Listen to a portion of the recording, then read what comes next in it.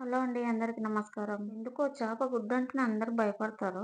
రవ్వ చేప గుడ్డు, బంగారు చేపకు గుడ్డు లేదా కొవ్వు వస్తుంది. గుడ్డు రాలేదు, కొవ్వు వచ్చింది. స్టవ్ మీద బాండి పెట్టి 1 టేబుల్ స్పూన్ ఆయిల్ వేసుకున్నాను. ఆయిల్లో చేప గుడ్డును, కొవ్వును వేసి బాగా కలపాలి. కొద్దిగా ఉప్పు వేసుకుంటున్నాను. అర టీ స్పూన్ పసుపు వేసుకోవాలి. ఇది అడుగు మాడిపోకుండా కలుపుతూనే ఉండాలి. మీరు ఆపారంటే కొద్దిగా అడుగు అంటుకుంటుంది కాబట్టి ఆపకుండా కలపాలి. అర టీ స్పూన్ అల్లం వెల్లుల్లి పేస్ట్ వేసుకోవాలి. ఇదంతా చక్కగా కలుపుకున్న తర్వాత 1½ స్పూన్ కారం వేసుకోవాలి. ఇదంతా చక్కగా కలుపుకోవాలి. చపాతీలోకి గాని రైస్ లోకి గాని చాలా బాగుంటుంది. చేప కొవ్వు తింటే శరీరంలో ఫ్యాట్ పెరుగుతుంది అనుకుంటారు. నా శరీరంలో ఉన్న కొవ్వును తగ్గిస్తుంది. ఇంకా మటన్ కొవ్వు తింటే మీకు ఫ్యాట్ పెరుగుతుందేమో గానీ చేప కొవ్వు తింటే అసలు ఫ్యాట్ పెరగదు.